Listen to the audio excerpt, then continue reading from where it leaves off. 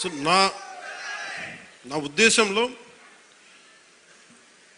మనందరం ఈ సంక్రాంతి నుంచి మీరు నాకు మన పిఠాపురం మన పీఠికాపురంలో నా గెలుపు మీరు ఇచ్చినందుకు మనస్ఫూర్తిగా సంక్రాంతి మనస్ఫూర్తిగా నా గుండె కవటాలలో నుంచి మీ ధన్యవాదాలు తెలియజేస్తాను. కాదు ఇప్పుడు నేను కోరుకుంటుంది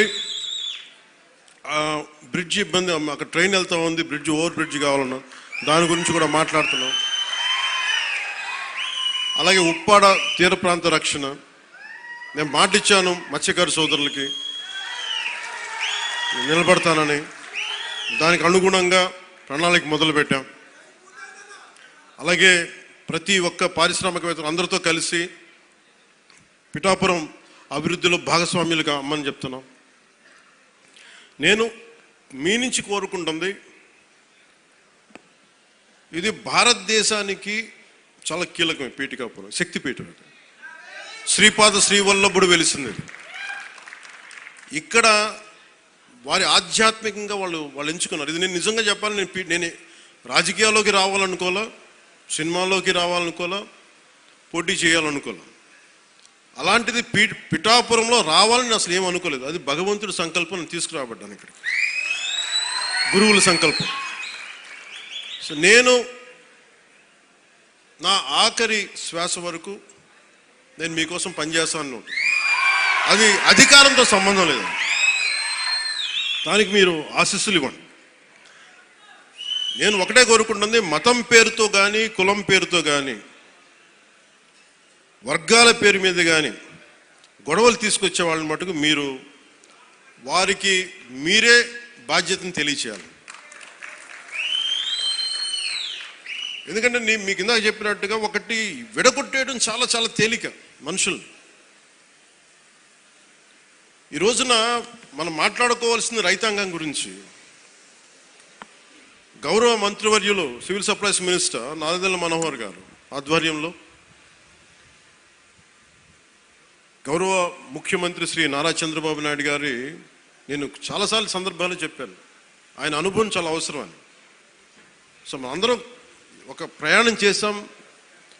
అలా చేయబట్టే ఈ రోజున సివిల్ సప్లైస్ ద్వారా 7 లక్షల మంది రైతుల నుంచి 40 లక్షల మెట్రిక్ టన్నుల ధాన్యం సేకరించిన ధాన్యానికి సరిగ్గా 24 గంటల లోపే 9,300 కోట్ల రూపాయలని చెల్లించడం జరిగింది.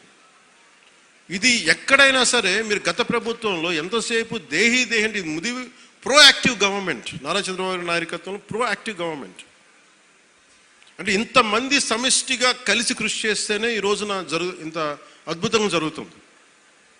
మీరు గత ప్రభుత్వాన్ని గురించి వాళ్ళు ఏం చేసినా సరే వాళ్ళు తెలిసింది ఒకటే, బూతులు తిట్టడం, ఇందాక నారాయణ గారు చెప్పినట్టు కేసులు పెట్టడం, ప్రజలకి మనశ్శాంతి లేకుండా చేయడం. మళ్ళీ అదే పాత పద్ధతి మొదలుపెట్టారు.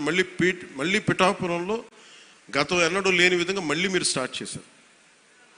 ఈ సందర్భంలో ఉన్నత పోలీస్ అధికారుల గారికి, జిల్లా మ్యాజిస్ట్రేట్ గారికి కూడా చెప్తున్నాను, లా అండ్ ఆర్డర్ని కనుక ఎవరైనా సరే పిచ్చిగా కనుక మీరు అభద్రతా భావానికి కానీ ప్రజల్ని చేస్తే అస్సలు ఉపేక్షించొద్దని చెప్తున్నాను. నా మాటలు చాలా మెత్తగా ఉన్నాయి కానీ చేతలు చాలా చాలా గట్టిగా ఉండి గుర్తుపెట్టుకోండి.